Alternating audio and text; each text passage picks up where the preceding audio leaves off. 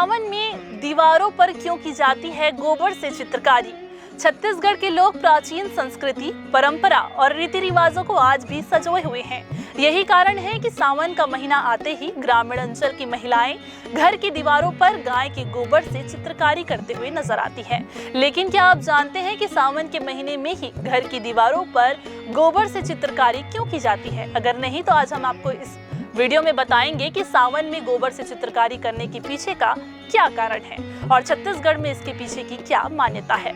नमस्कार, मैं हूं आयुषी और आप देख रहे हैं CGNN लाइव। अगर खबर पूरी चाहिए तो वीडियो को पूरा देखना होगा और ऐसी ही जानकारी पाने के लिए चैनल को सब्सक्राइब कर दीजिएगा। चलिए वीडियो को अब शुरू करते हैं। छत्तीसगढ़ में सावन आते ही त्योहारों का सिलसिला शुरू हो गया है। इसी सावन माह की शुरुआत से पहले गोबर से चित्रकारी की अनोखी और प्राचीन परंपरा आज भी जीवंत है।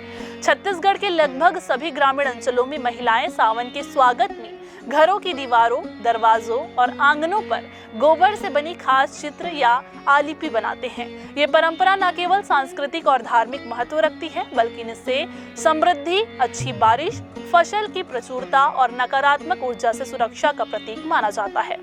स्थानीय मान्यताओं के अनुसार गोबर से बनी ये चित्रकारी सावन में होने वाले असाध्य रोगों से मनुष्यों और मवेशियों की रक्षा करती है। इस दौरान महिलाएं अपने हाथों से गोबर और मिट्टी और प्राकृतिक रंगों को उसमें मिला करके जटिल और सुंदर डिजाइन बनाती है। इनमें फूल, पेंटिंग और प्रतीकात्मक आकृतियां भी शामिल होती है। ये चित्र न केवल घरों को सजाते हैं, बल्कि पर्यावरण के प्रति सम्मान और प्रकृति के साथ सामंजस्य का संदेश भी देती है। छत्तीसगढ़ में ये परंपरा सदियों से चली आ रही है। गोबर को पवित्र माना जाता है और इससे बनी चित्रकारी से घर में सकारात्मक ऊर्जा आती है। ये हमें बुरी शक्तियों और बीमारियों से भी बचाती है। प्रदेश के कुछ सांस्कृतिक संगठनों ने भी इस परंपरा को बढ़ावा देने के लिए कार्यशालाएं शुरू की है, ताकि युवा पीढ़ी इसे सीख कर आगे जरूर बढ़ाए।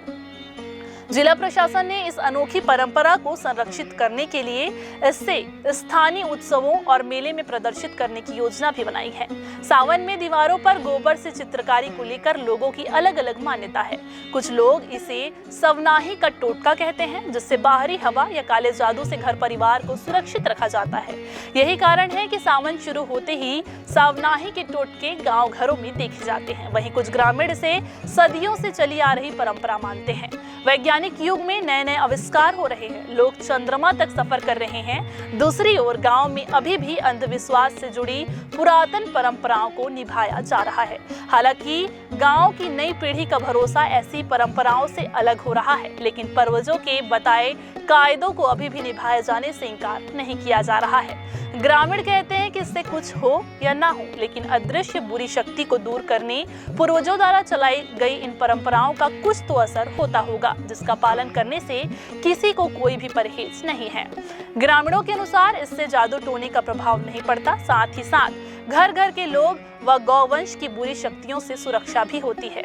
आप सभी को बता दें कि गाय का गोबर सिर्फ एक अपशिष्ट नहीं है, ये एक ऐसा प्राकृतिक पदार्थ है जिसमें जीवाणु नाशक गुण पाए जाते हैं। जब इसे घर की जमीन और दीवारों पर लगाया जाता है तो ये आसपास के कीड़े, मकोड़ों, मच्छरों और बैक्टीरिया को भी इससे दूर रखता है। पुराने समय में जब न तो मच्छर मारने की दवाएं होती थी और ना ही आधुनिक सैनिटाइजर, तब गाय का गोबर एक नेचुरल सुरक्षा कवच बन जाता था। इससे मौजूद जैविक तत्व घर की हवा को भी शुद्ध रखते थे। इसलिए जिन इलाकों में गर्मी ज्यादा होती थी, वहां लोग फर्श पर गोबर का लेप लगाते थे, जिससे ठंडक बनी रहती थी और धूल भी नहीं उड़ती थी। फिलहाल सावन का महीना शुरू हो चुका है और ग्रामीण अंचलों के हर एक घर में गोबर से बनी आकृति दिखाई पड़ रही है। सावन का महीना और गोबर से बनी चित्रकारी की ये रोचक जानकारी आप सभी को कैसी लगी, हमें कमेंट करके जरूर बताएं और वीडियो को लाइक और शेयर करें, ताकि छत्तीसगढ़ प्राचीन सभ्यता और संस्कृति से हम आगे भी आपको ऐसे ही रूबरू रख सकें। नमस्कार।